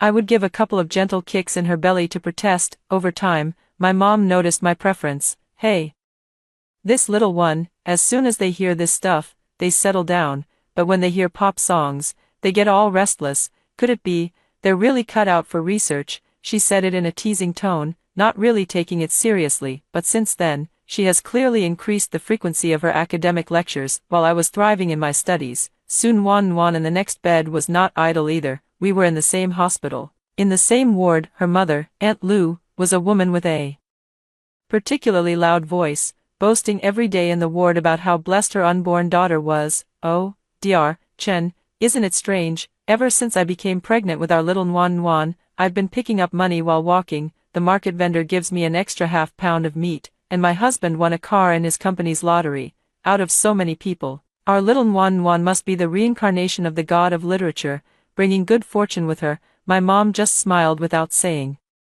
a word, quietly turned up the volume on her headphones, and continued with my academic prenatal education. As the due date drew closer, the movements in my mom's belly grew more and more noticeable. I do radiocalisthenics in the amniotic fluid every day, stretching my arms and kicking my legs. It not only exercises my body but also massages my mother's stomach and intestines, promoting digestion. The effect is remarkable. My mom ate well and slept soundly throughout her entire third trimester, with no swelling in her hands or feet at all. Her mental state was so good she could have run an 800-meter race. In contrast, Aunt Lou in the next bed sighed and groaned all day long, complaining of pain here and swelling there. She was barely holding on, sustained only by the thought that, my daughter is blessed. Finally, on a certain sunny afternoon, my mom and Aunt Lou both went into labor at the same time. In the delivery room next door, Aunt Lou's wails pierced through the wall, sending chills down one's spine. "Ah, I can't take it anymore, I'm going to die, honey, I want a C-section." "Warmth's dad, hurry, quick, bring me the peace talisman I prayed for, let warmth bless me." My mom, on the other hand, was much calmer. Under the guidance of the nurse, she breathed rhythmically and pushed with effort. I was also actively cooperating inside. In my previous life, I had a thorough understanding of the human body's structure. Relying on theoretical knowledge and instinct, I could clearly sense the path to exit. I adjusted my position and found the right angle. Just as my mother gave a strong push, I suddenly kicked my legs. The whole world suddenly became clear. The delivering doctor and nurses were all stunned. Gave birth. It's already out, less than half an hour from start to finish. That was so fast. In all my years of delivering babies, this is the first time I've seen a self-delivered baby. I was held in the nurse's arms, struggling to open my still sticky eyes, smiling brightly at my mom, who was drenched in sweat. "Mom, I'm out in this life. I've got your back." Thanks to my mom's record-breaking half-hour smooth delivery, we became famous in the hospital. Countless expectant mothers came to seek advice, surrounding my mother so tightly that not a drop of water could pass through. "Oh, Sister Lynn, how on earth did you do it? Do you have some secret recipe?" My mother held me in her arms and sighed with a hint of humble brag. "I don't know either. Maybe this child just felt sorry for me. I didn't have to push much, she just slipped out on her own." The way everyone looked at me instantly changed. "This child is simply amazing. Look at those bright eyes, so clever, not at all like a newborn baby." Just as I was being surrounded by a group of aunties, the door to the neighboring delivery room finally opened. Auntie Lou was wheeled out, her face deathly pale, as if she had just returned from the brink of death. Her husband followed behind, holding a wrinkled little baby, his face a mix of heartache and lingering fear. That little baby was Soon Wan Wan. I squinted my eyes and looked over. She was wrapped in swaddling clothes, sleeping soundly with her eyes closed. Outside the hospital window, a flock of pigeons cooed as they flew by. Sunlight streamed through the window, casting a soft halo on her little face. The nurse examining her couldn't help but exclaim, "This child is truly blessed with good looks. Look at those eyes and brows. She's sure to grow into a great beauty." I sneered inwardly. Here it comes, the passive aura of the heavens' beloved daughter. After being discharged from the hospital, my mom took me back to my grandmother's house. My grandmother is a retired teacher with a strong personality, and she has always held a grudge against my mom for getting pregnant before marriage, but she genuinely adores me, her little granddaughter. During my postpartum confinement, I took self-discipline to the extreme. I drank milk on a strict schedule and in measured amounts to ensure proper nutrition. When I was awake, I had my grandmother recite Tang and Song dynasty poetry to me or play various types of classical music. My goal was clear.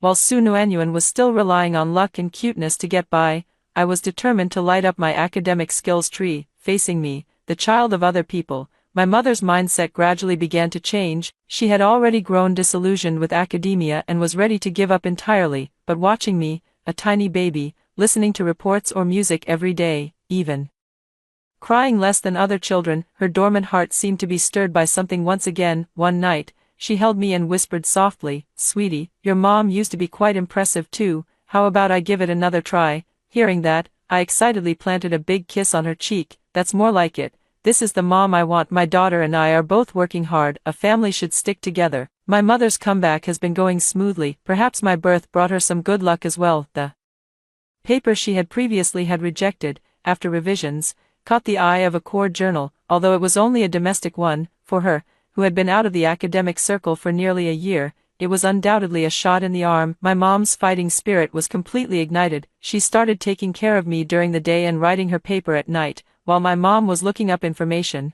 I would quietly play by myself. When she got tired from writing, I would babble a few sounds to cheer her on. Soon, I was no longer satisfied with just passively receiving. I began trying to actively express myself. At 3 months old, I built a DNA double helix structure with building blocks. My mom didn't notice at first. It wasn't until one of her junior classmates came to visit and saw the structure I built that his eyes nearly popped out of his head. Holy crap, senior, your daughter is a prodigy. This structure is built so accurately. My mother looked at that building block model, her eyes filled with shock and ecstasy. From that day on, my toys were no longer ordinary toys, they became atomic models, molecular structures, and complex mechanical parts. Other parents posted on social media about their babies smiling, crawling, or teething. My mom posted on her social media, "Great news, my Weiwei independently built a fullerene C60 carbon molecular model. Help. My 4-month-old baby has developed a strong interest in the Riemann hypothesis.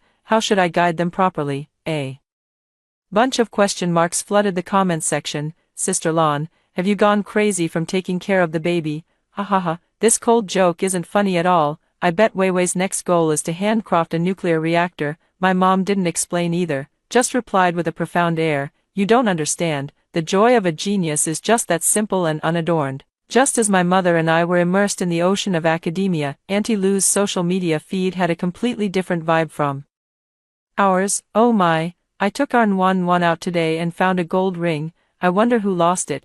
Nwan is truly my little lucky star. Today, when we went out to buy a lottery ticket, I let her randomly point to a number, and it actually won second prize. Her social media posts are always met with a mix of envy and resentment, sucking in some of Nwan's good luck. Nwan is practically a lucky koi reincarnated. Sister Lou, take me with you next time you buy a lottery ticket. Soon Nwan and I are like two parallel lines, fiercely competing on our own tracks. She's grinding away at metaphysics, while I'm grinding away at science. Back then, I naively believed that as long as I worked hard enough and became impressive enough, I could crush her luck with sheer ability. It wasn't until my first birthday that I realized I had underestimated the halo of the heaven's favorite daughter. My first birthday, my mom decided to throw a big celebration. She invited classmates, friends, and colleagues, and the venue was set at the university where she worked. The theme of the birthday party was full of Lin Lan's distinctive style, the first academic achievement exhibition of future scientist Shen Wei. My mom took photos of all the models I had built over the past year and turned them into display boards. The guests stared at the complex molecular structure models and profound philosophical reflections, each one utterly stunned. They looked at me as if I were some kind of alien creature. "Lin Lan, are you sure your daughter created all of these?" My mother stood with her hands on her hips, looking proud. "Of course, our Weiwei was born to change the world." Just as my mother was bragging enthusiastically, the door to the banquet hall opened. Aunt Lou walked in, holding Su Nuanyuan in her arms, beaming with a smile. "Oh, Lin Lan, I'm so sorry for coming uninvited. Our Nuanyuan heard it was Weiwei's birthday today and insisted on joining the fun." My mother was taken aback for a moment, but she politely invited them in. Su Nuanyuan was dressed by her mother like a little princess. She wore a pink puffy dress and a small crown on her head. As soon as she entered, she caught everyone's attention. Su Nuanyuan smiled at everyone she met, her big, watery eyes melting hearts. "What a beautiful child. Yes, just like a doll." Aunt Lou listened to everyone's praise, smiling from ear to ear. She held Su Nuanyuan and walked around in front of my academic exhibition. Then, in an exaggerated tone, she said, "Oh, Lin Lan, your Weiwei is really amazing, so young and already knows so much, not like our Nuan, who only knows how to play around foolishly." Though she said this, the disdain in her eyes was impossible to hide. My mom, of course, noticed it too, but she was too immersed in the joy of showing off her daughter to bother with her. Just as everyone finished singing the birthday song and was about to let me blow out the candles, Su Nuanyuan suddenly pointed out the window and shouted in a childish voice, "Birdie." Everyone instinctively turned to look. Outside the window, on the tree, hundreds of magpies had flown in from nowhere, chirping incessantly. Oh my, 100 birds paying homage to the phoenix. What kind of auspicious omen is this? Everyone was stunned by this wondrous sight, completely forgetting about me, the little birthday star. Aunt Lou proudly straightened her back and said loudly, "Our Nuan has always been popular with little animals since she was a child. they all come to see our Nwan. Then something even more unbelievable happened. The pot of nearly witched orchid on the windowsill slowly bloomed under the gentle touch of Sun Nwan's small hands. The room was filled with fragrance. Now everyone was boiling with excitement. If the phenomenon of 100 birds paying homage to the phoenix could still be explained as a coincidence, then witheredwood meeting spring completely surpassed the realm of science. The way people looked at Sun Nwan shifted from simple affection to awe and reverence. They gathered around Sun Nwan as if worshipping a celestial maiden descended to earth, and I, the future scientist celebrating my birthday,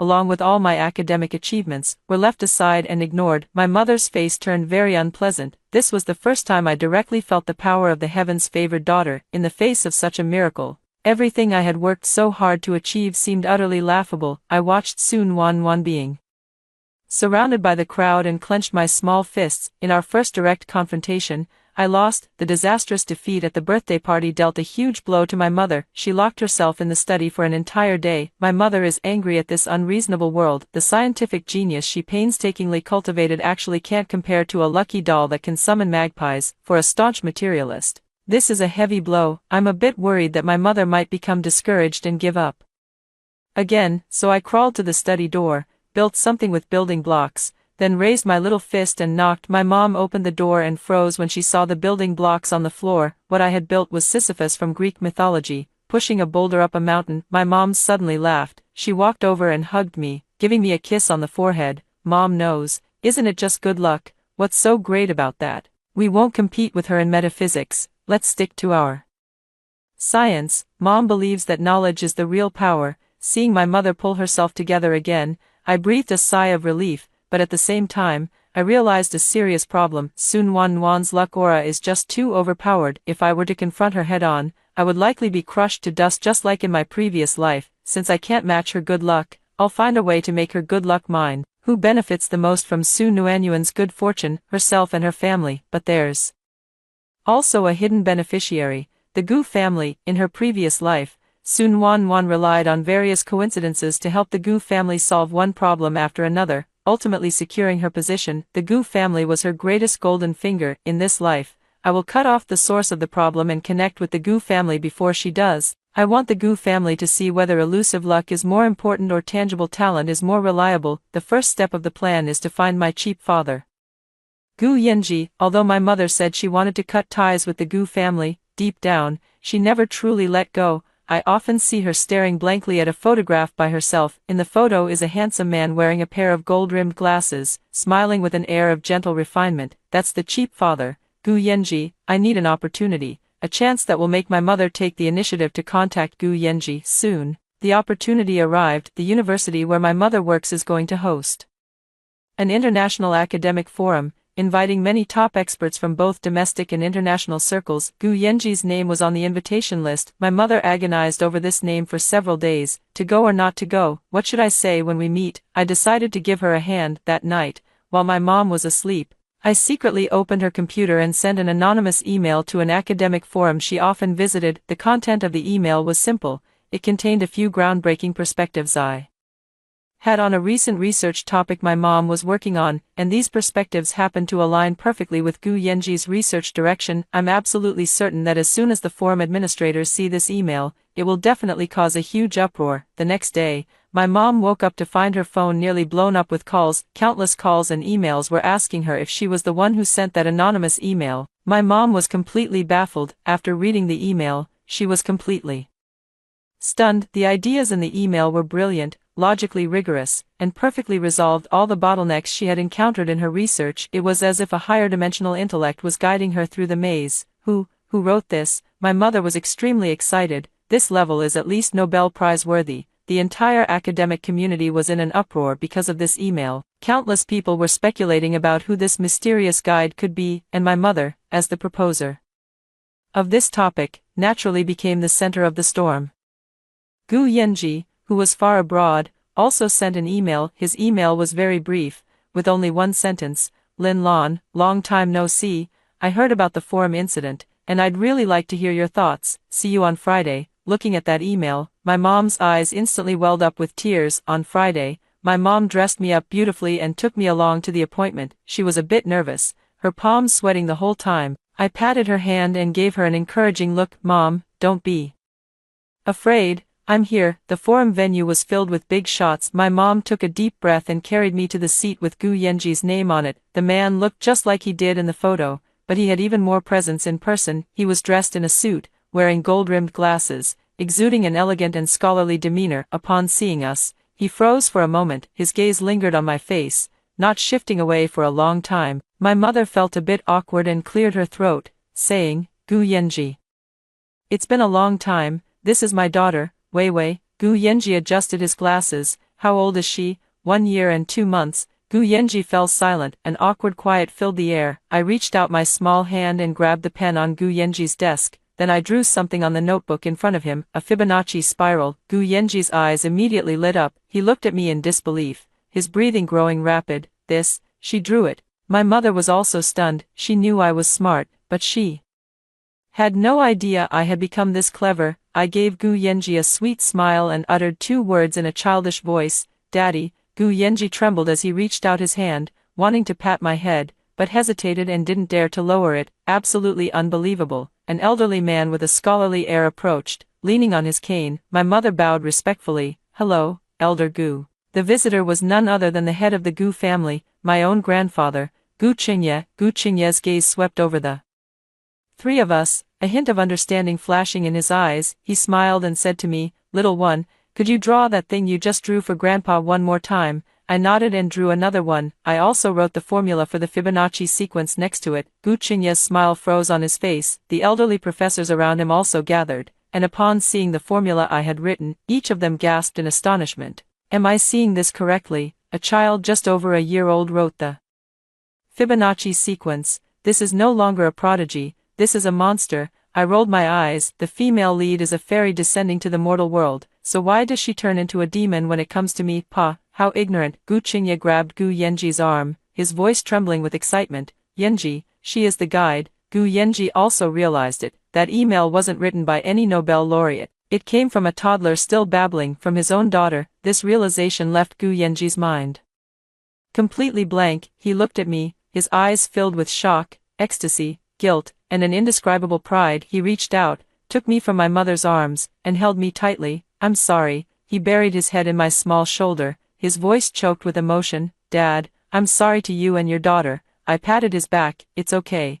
As long as you can help me resist the protagonist's halo, you're a good dad. My mom and I were taken back to the Gu family. The Gu family's old residence is a quaint and elegant courtyard house. The courtyard is filled with flowers and plants, exuding an air of scholarly refinement everywhere. My arrival caused a huge uproar in the Gu family. Old Master Gu directly regarded me as an auspicious sign for the family's prosperity, holding me in his arms every day and refusing to let go. Our Gu family, 3 generations of researchers, has finally produced a true genius. Come on, Wei Wei, show Grandpa what new ideas you have today. My cheap dad, Gu Yenji, even spoiled me to the heavens. He turned down all his work abroad and wholeheartedly stayed in the country to accompany me. He bought me a whole room full of books, a brief history of time, mathematical principles of natural philosophy. With just one glance from me, he knew exactly which book I wanted to read. He even specially renovated a laboratory for me, filled with all kinds of precision instruments. At just 1.5 years old, I became the little ancestor of the Gu family. For every happy person, there is a sad one. The sudden appearance of an illegitimate daughter in the Gu family brought the greatest joy to the gossip media, and Aunt Lu wasted no time in taking action. She promptly posted a suggestive update. Some people will do anything to marry into wealth, without even considering if they're worthy. Using a child to climb the social ladder is truly disgraceful. A bunch of people chimed in below. Exactly. Exactly. Our Nuanyuan is genuine and well-bred, born with a life of luxury. Sister Lu, don't pay attention to those flashy, shameless people. We support you. My mom was really upset when she saw all of this. I took her phone, typed a line of text, and posted it on Gu Yenji's social media account. Congratulations to my advisor, Ms. Lin Lan, on having her paper, A New Non-Perturbative Definition of Supersymmetry, accepted by the journal Nature. Looking forward to more of your achievements in the future. Your student, Gu Yenji. This paper was the one I had previously published. Nature is the world's most prestigious scientific journal. Publishing a paper in it is, in itself, the highest honor. Not to mention the signature reads, Your student, Gu Yenji. Now, public opinion has completely reversed. Wow, so Shenwei's mom is that amazing, she's Professor Gu's teacher, I knew it. How could someone who gave birth to such a genius daughter be an ordinary person? To those who said she climbed the ladder through her child, does your face hurt? It's clearly a union of two strong individuals, a match made in heaven. Aunt Lou quietly deleted that post. She had calculated everything, but she never expected that my mother was not the trophy wife she imagined. After returning to the Gu family, I had a broader platform to fully showcase my talents. When I was 2 years old, I independently designed a new drone algorithm that doubled the drone's endurance and stability. Old Master Gu held my design drawings, moved to tears, and immediately made a call to the National Space Administration. Old friend, let me tell you, our country has a worthy successor. When I was 2.5 years old, I cracked the Collett's conjecture, a problem that had puzzled the mathematical community for years. Although I only proposed a completely new proof approach, it was enough to shake the entire mathematical world. Countless honors and praises came flooding my way. I became a veritable genius baby. On the other hand, Sun Wan's life wasn't going so well. Her good luck seemed to have hit a bottleneck. She would still occasionally find money, and when buying things, the change would still be rounded down, but these small strokes of luck are nothing compared to the achievements I've made. Aunt Lou's posts have shifted from showing off to expressing anxiety. Warmth has been asking me lately why the Gu family brothers don't come to play with her anymore. It's all because of that Shenwei. How dare a child born out of wedlock take everything that belongs to our Warmth? I looked at these things and gave a cold smile. Steal, I never steal. I'm just taking back what should have been mine all along. I thought the gap between me and Sun Wan would only widen until she completely disappeared from my world, but I never expected that at the age of 5, she would strike back at me in an unexpected and devastating way. That year, the Gu family was entrusted with a national-level key research project called the Pangu Plan. The goal of the plan was to develop a supercomputer capable of simulating the initial state of the Big Bang. This project is personally led by Mr. Gu, with Gu Yenji serving as the chief engineer. As the secret weapon of the Gu family, I am also involved, responsible for the architecture of the core algorithm. The entire Gu family has devoted themselves to this massive project. We stayed in the lab day and night, calculating, deducing, and modeling. However, at the most critical moment of the project, we encountered a huge challenge. When simulating the singularity state, no matter how we adjusted the parameters, the computer would crash due to energy overload. We tried every method but couldn't find the source of the problem. The entire project came to a standstill. Grandpa Gu was so anxious that several more white hairs appeared on his head. Gu Yenji also spent his days with a furrowed brow,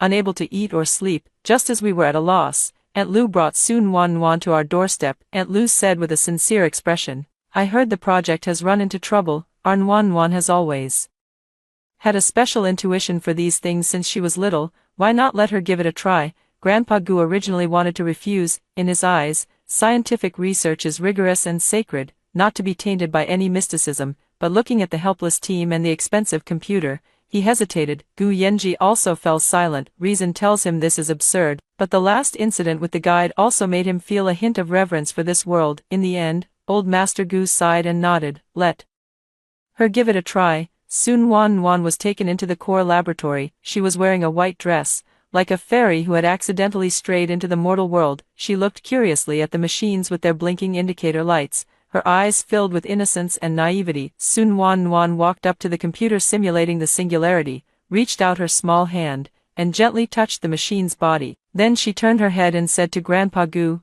Grandpa, it seems like there's something bad causing trouble inside here. Everyone froze in shock. Something bad? An engineer couldn't help but say, little girl, this is the most precise instrument, how could there possibly be?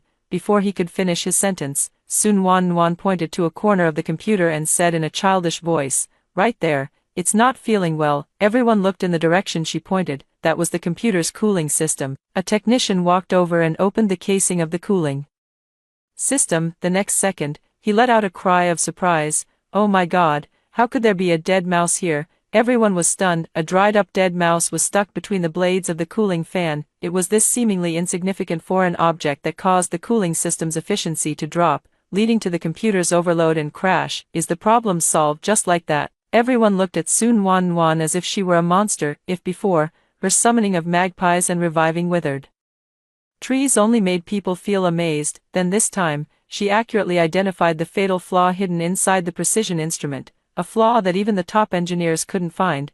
This has already escalated to a terrifying level. Grandpa Gu's hand trembled slightly. He looked at Sun Wan, his eyes filled with shock and disbelief. I stood at the very back of the crowd, my entire body cold. I lost, once again. I lost to her mysticism, the scientific barrier I built with 5 years of knowledge and effort was easily shattered by a dead mouse. That sense of powerlessness was exactly the same as at the Nobel Prize ceremony in my previous life. Sun Wan solved the problem of the Pangu project, instantly becoming the center of attention. The way the Gu family looked at her had changed, especially old Master Gu. He began frequently inviting Sun Wan to the house, comparing her with me. Although Wei Wei is clever, sometimes she can be too stubborn. Wan has a natural talent for this.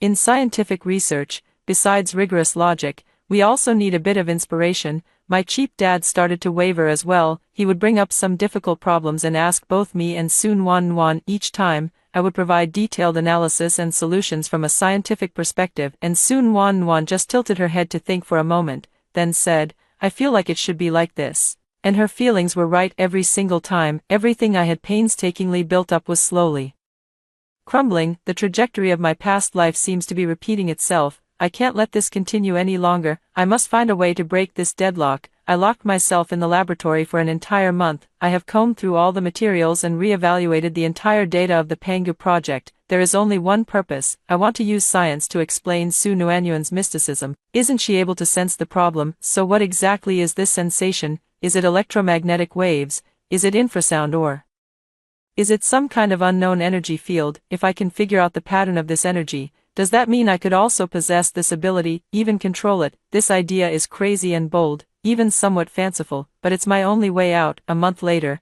I took a report over 100 pages long and found old Master Gu. The title of the report is On the Quantum Entanglement Phenomenon of Extrasensory Perception in the Macroscopic Physical World and Conjectures on its Applications. Grandpa Gu carefully read my report. His expression shifted from initial surprise to later seriousness. Finally, it turned into barely contained excitement. "Madman, you're absolutely insane to even think of that." Old Master Gu slammed the table fiercely. "But our Gu family needs a madman like you." He immediately gathered all the core members of the Pangu project and announced a decision that shocked everyone. He intended to establish a new project team, to be fully led by me, a 5-year-old child. The project's focus would be to research the theory I had proposed. This decision sparked significant controversy within the Gu family, and even throughout the entire scientific research community. Many people thought old man Gu had gone mad, to actually let a baby study something like superpowers. Even my father, Gu Yenji, thought this plan was too risky. "Dad, this is absurd. We are scientists. How can we dabble in such vague and elusive things?" Grandpa Gu simply said calmly. "Then tell me, how do you explain the phenomenon with Su Nuanyuan?" Gu Yenji was left speechless. My project team was established under immense pressure. My first research subject was Su Nuanyuan. I invited Nuan to my private laboratory under the pretext of wanting to play with her. I had her wear sensors and play various games, collecting data such as her brainwaves, heart rate, and galvanic skin response. Sun Wan thought I was genuinely just playing with her. Amid the vast amount of data, I gradually began to uncover some subtle clues. I discovered that whenever Sun Wan's good luck is about to arrive, a very faint wave appears in her brainwaves. The frequency of this wave is astonishingly consistent with a certain band of cosmic background radiation. I have a bold guess. Sun Wan is like an antenna. She can unconsciously receive certain information from the depths of the universe,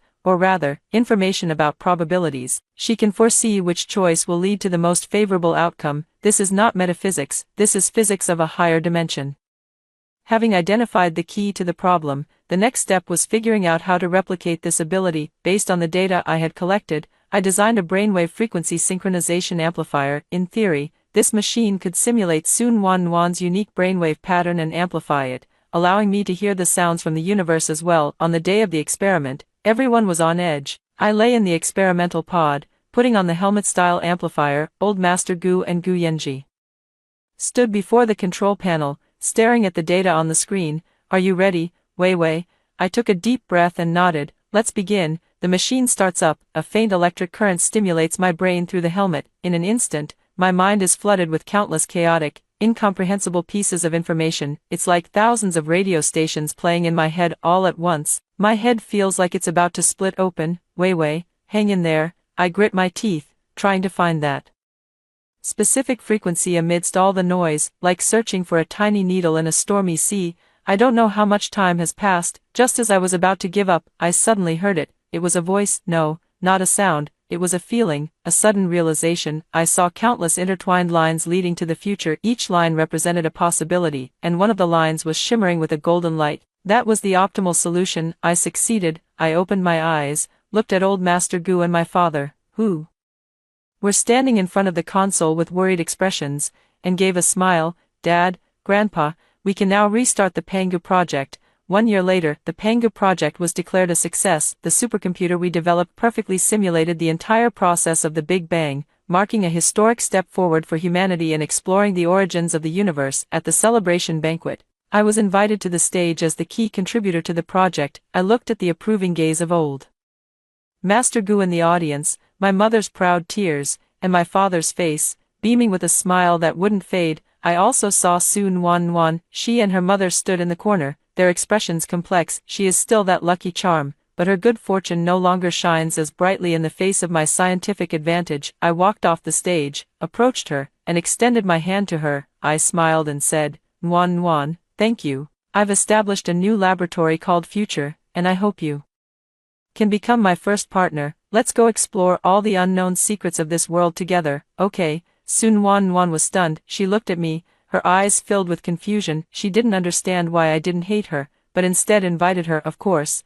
I don't hate her. I even feel a bit grateful to her. It was she who made me realize that this world is far more complex and wondrous than I had imagined. It was she who transformed me from someone who only knew how to bury my head in endless competition into a true explorer, daring to look up at the stars. The best way to defeat her is not to trample her underfoot, but to make her my own, to let her unconscious metaphysical talents contribute to the advancement of science. Sun Wan hesitated for a long time, but in the end, she placed her small hand in my palm. Okay, I smiled. In this life, I have won, not by defeating Sun Wan, but by conquering the version of myself that was once toyed with by fate. I lifted my head, as if seeing the self from my past life standing beneath the Nobel Prize stage, filled with resentment and unwillingness. I want to say to her, effort may not always overcome luck, but when your effort becomes powerful enough to explain luck, or even control it, you become the new deity. After hearing the stories above, what are your thoughts? Feel free to share your opinions in the comments section. Looking forward to hearing from you. If you liked this story, don't forget to like it, share it, and subscribe to my channel. See you next time.